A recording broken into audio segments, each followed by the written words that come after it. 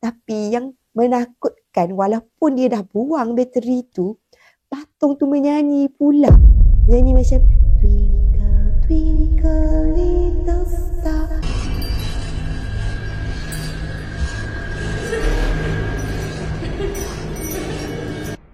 Hai, Assalamualaikum and welcome to Pika Storyteller Channel. Pika nak ucapkan terima kasih pada korang semua yang sudi untuk klik pada video kali ini.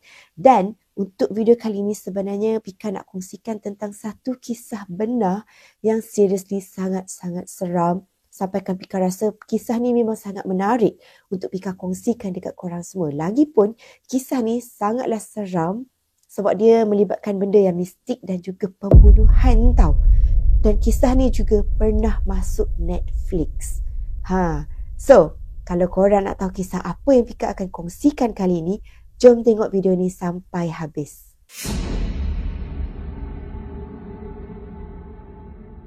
Seperti biasa, sebelum Pika memulakan kisah, Pika akan terangkan tentang watak-watak utama dekat dalam kisah tu. Okey, dekat dalam kisah kali ni, ada dua watak utama yang korang kena tahu. Yang pertama adalah Jody, si ibu. Dan yang kedua adalah anak perempuannya yang berusia 3 tahun yang bernama Hannah. Jody ni dia merupakan ibu tunggal. So pada satu hari dia ni cubalah untuk pindah ke satu kawasan penempatan baru. Sebab kata dia kawasan tu nampak macam tenang, nampak macam best je. Jadi dia rasa macam itu pekan tu merupakan satu tempat yang sangat sesuai lah untuk dia besarkan anak dia kan. So Jody dengan Hannah ni pun pusinglah dekat kawasan-kawasan tu untuk cari rumah sewa. Lepas tu dia nampaklah ada satu apartmen ni dia tulis ada rumah untuk disewa. Jadi bila dia pergi dekat sana dia tengok yang rumah tu cantik apa semua kan. So lepas tu dia pun terus setuju untuk sewa rumah ni. Tapi sebenarnya jauh di sudut hati Jody ni dia dapat rasakan yang bila dia masuk saja dekat dalam rumah tu dia dapat rasa satu perasaan yang tak sedap tau. Rasa macam kenapa rasa tak sedap hati, rasa tak tenang sebab dia nampak rumah tu walaupun cantik tapi dia macam suram, macam seram kan. Tapi disebabkan oleh memang susah sangat nak dapat rumah sewa, so nak tak nak Jody ni setujulah untuk pindah masuk ke dalam rumah tu bersama dengan anak dia si Hannah ni. Kemudian tanggal 31 Januari tahun 2000, Jody dan Hannah ni pun pindah masuk ke dalam rumah sewa tersebut. Malam pertama dia duduk dekat situ dah pun mula kisah seram.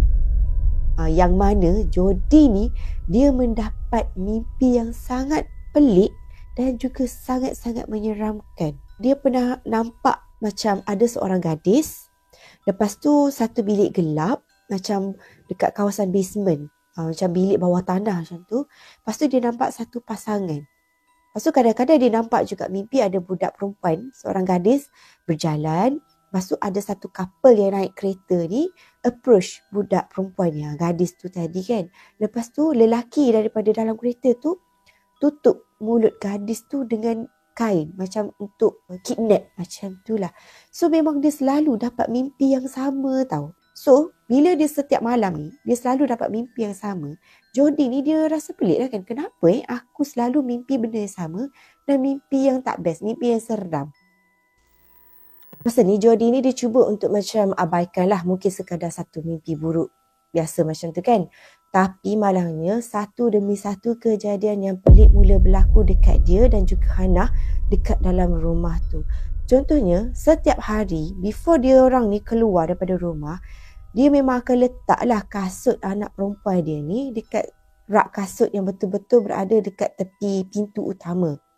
Tetapi yang peliknya setiap kali bila dua orang ni nak keluar daripada rumah tu kan, kasut Hannah ni hilang. Tak ada. Lepas tu bila dia orang cari kan, tengok-tengok kasut tu tadi elok je dekat atas katil. Lepas tu dia pun macam tak apalah, mungkin anak dia main tapi tak nak mengaku ke macam tu lah kot. Tetapi malangnya setiap hari benda yang sama berlaku. Iaitu bila dia orang nak keluar kasut tu tak ada, tengok-tengok kasut betul-betul berada dekat atas tilam dekat dalam bilik. Lagi satu, dia perasan juga yang banyak selain daripada kasut tu tadi, banyak lagi benda-benda lain yang ada dekat dalam rumah tu yang selalu berubah tempat. Contohnya macam kalau dekat atas meja kan, kadang-kadang ada botol apa semua tu kan. Kadang-kadang botol tu berpindah tau. Jadi Jody ni mula rasa macam kenapa rumah dia ni macam seolah-olah ada orang ketiga dekat dalam rumah tu.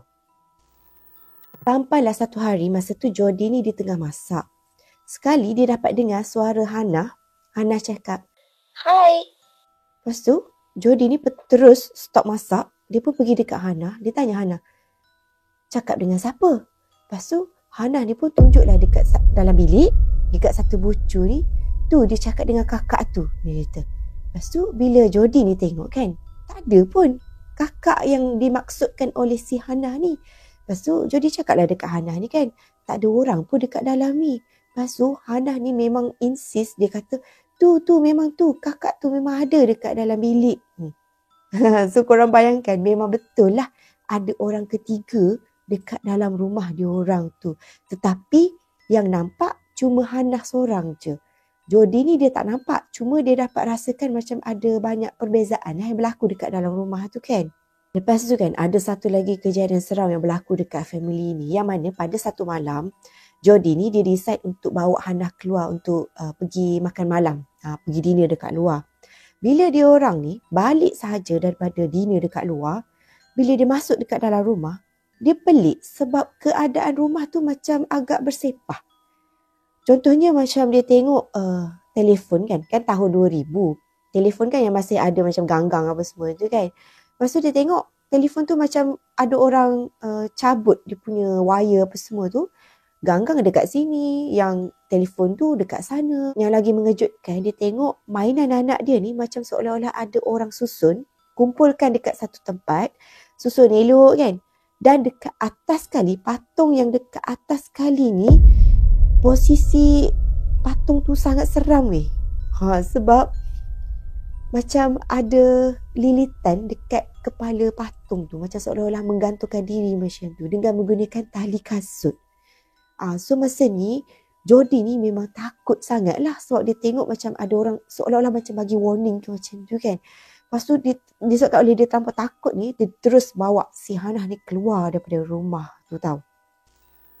Setu dia pergilah buat laporan polis ni, dan bila dia bagi tahulah dekat polis ni apa yang berlaku dekat dalam rumah tu, dekat mana dia tinggal semua, polis ni semua dia buat macam dek tau. Dia macam seolah-olah diorang ni ada tahu sesuatu tentang rumah tu, tapi diorang macam tak nak bagi tahu dekat si Jody ni. So kejadian tu semua tadi memang kerap berlaku sampailah yang paling teruk berlaku pada bulan Februari 2000, tahun 2000, iaitu kira-kira sebulan selepas diorang pindah masuk dekat dalam rumah tu. Kata Jody, pada satu malam ni dia bangun daripada tidur sebab dia dapat dengar bunyi macam TV on sendiri tau dekat luar. Kan TV yang warna hitam putih tu, dia punya bunyi macam ni, kuat gila. Lepas tu dia keluar, dia tengok TV tu memang on sendiri dan dia pelik lah. Siapa pula yang buka kan? Lagi satu, masa tu jugalah kan, masa Jody ni tengah terkejut tengok TV tu buka sendiri, pada masa yang sama juga, pintu almari terbuka tertutup dengan sendiri tau. Macam ada satu kuasa yang tarik pintu ni untuk terbuka tutup macam tu. Dan lagi menyeramkan, dapur diorang, gas tu kan, on dengan sendiri. Lepas tu, ada lagi satu benda yang buatkan Pika rasa macam, seramnya. Sebab kan, Hannah ni, anak dia tu kan, dia ada anak patung banyak kan.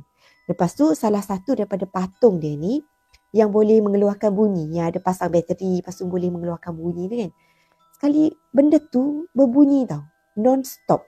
Benda tu bunyi macam, I feel great, non-stop. So disebabkan oleh dia takut dengan benda tu semua, Jody ni pun buanglah bateri daripada badan anak patung yang berbunyi tu tadi. Lepas tu dia simpanlah dekat dalam almari kan. Tapi yang menakutkan, walaupun dia dah buang bateri tu, patung tu menyanyi pula. Menyanyi macam Twinkle, twinkle, little star. Macam tu weh. Kemudian kan, bila jadi macam tu, dalam keadaan ketakutan ni, lampu rumah diorang ni pun terus on off dengan sendiri tau. Jadi Jody ni disebabkan oleh dia terlampau takut, dia terus bawa Hannah bergegas keluar daripada rumah ni. Lepas tu dia pun pergilah dekat rumah jiran dia ni kan. Kebetulan pula jiran dia tu merupakan building manager dekat situ. Lepas tu jiran dia ni ada seekor anjing tau. Jiran ni pun bila dengar Jody ni cerita apa yang berlaku dekat rumah tu, jiran ni pun bawa lah anjing tu bersama untuk pergi tengok dekat dalam rumah tu. Sekali bila sebelum sampai, anjing kan biasanya dia macam ada deria yang sangat kuat kan.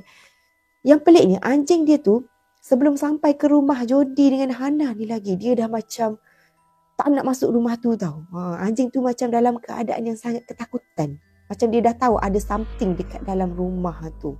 Anjing tu menyalak non-stop. Lepas tu bila diorang masuk saja dekat dalam rumah tu kan, dengan lampu on off tu, korang bayangkan lagi satu benda yang pelik berlaku adalah wire telefon apa semua, dia macam ada orang pusing dengan sendiri tau. Tapi tak ada orang dalam tu. So mereka semua ni lari ketakutan keluar terus daripada rumah tu. Sebab diorang tahulah, okey, dekat dalam rumah ni ada sesuatu yang sangat-sangat ganas. Kejadian tu berlaku sepanjang malam dan bila diorang keluar daripada rumah tu kan dalam keadaan ketakutan semua tu, si Jody ni dia bawa lah Hana ni pergilah dekat swimming pool. Dekat kawasan apartmen diorang tu ada swimming pool kan, macam open air macam tu. Masa tu lebih kurang dah nak pukul 6 pagi dah.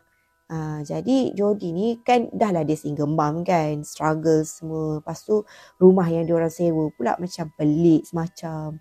So Jody ni dia menangis lah kan dekat tepi pool ni. Lepas tu sekali dekat tepi tu kan adalah seorang pakcik ni berjalan. Dia macam roda pagi macam tu lah kot pakcik ni. Pakcik tu pun berhentilah. Lepas tu pakcik tu pun cakap lah dekat Jody.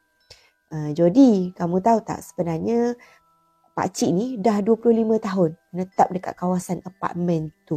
Dan dia kata sebenarnya rumah yang Jody sewa tu tak pernah ada orang yang sewa rumah dalam tempoh yang lama. Lepas tu Jody ni pun tanyalah dekat pakcik tu, kenapa orang tak boleh duduk, tak boleh nak stay dekat rumah tu dalam tempoh yang lama kan? Apa sebenarnya yang berlaku dekat rumah tu? Lepas tu pakcik ni pun cakap sebenarnya dekat rumah tu dulu ada seorang gadis yang duduk dekat sana. Tetapi malangnya gadis tu hilang sampailah sekarang. Kejadian tu dah pun berlaku berpuluh tahun lampau, iaitu pada tahun 1976, 24 tahun. Masa tu kan tahun 2000. Kejadian budak perempuan tu hilang tahun 1976. Dah 24 tahun budak perempuan tu hilang dan sampai sekarang tak dijumpai lagi.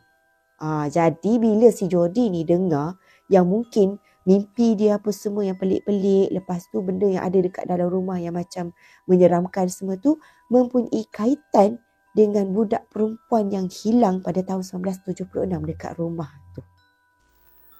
Selepas daripada dia tahu tentang kejadian tu semua kan, terus Jody dengan Hana ni pun decide untuk pindah keluar daripada apartmen yang diorang duduk tu. Dan selang beberapa bulan kemudian, boyfriend Jody ni, dia ada baca satu artikel tau. Dia macam terjumpalah artikel tu tentang satu kes pada tahun 1976 yang melaporkan tentang kehilangan seorang budak perempuan yang bernama Marlis. Jadi bila Jody dengar boyfriend dia sebut nama Marlis, terus dia teringat, anak dia dulu, masa kecil kan anak dia boleh nampak benda tu kan. Boleh berkomunikasi, bercakap dengan kakak yang dia nampak tu kan. So dia ingatlah, memang masa tu anak dia selalu sebut nama benda tu sebagai Marlis. Lepas tu masa tu juga, dia teringatlah Hana ni dulu dia suka melukis tau. Lepas tu dia tanyalah Hana. Dia tengok lukisan Hana tu kan yang masa kecil. Lepas tu dia tengok juga gambar budak perempuan Marlis tu yang hilang tu kan. Lepas tu dia pun tunjuklah dekat Hana. Hana, cuba tengok gambar ni. Lepas tu kan Hana tu pun cakap, ni lah kakak yang dia selalu nampak dulu masa dia menetap dekat dalam rumah tu dulu. Rupa-rupanya yang anak dia nampak dekat dalam rumah tu memang jelmaan Marlis, orang yang hilang 24 tahun yang lepas tu. Jadi sebenarnya kisah ni sangat panjang tau, dan dia juga melibatkan satu kes pembunuhan yang agak teruk jugalah. Lepas tu kes kehilangan budak perempuan yang nama Marlis tu kan. Dan sebenarnya kisah ni memang kisah benar yang mereka buat dokumentari dekat Netflix. Sekiranya kalau korang nak tahu cerita yang lebih lanjut tentang kisah ni yang sangat-sangat menarik ni, bolehlah korang tengok dekat Netflix tu. Pika ada letakkan dekat link dekat bawah. So, apa pandangan korang tentang kisah yang Pika kongsikan kali ini? apa pun seperti biasalah, Pika nak tahu apa komen korang, dan bolehlah komen di bawah. Dan seperti biasalah, sebelum korang keluar daripada video ni, support Pika dulu dengan cara menekan butang subscribe di bawah, dan juga support Pika dengan dengan follow Pika dekat Instagram Pika Storyteller. So apapun itu sahajalah video Pika untuk kali ini. Jumpa lagi in my next video. See you soon. Bye.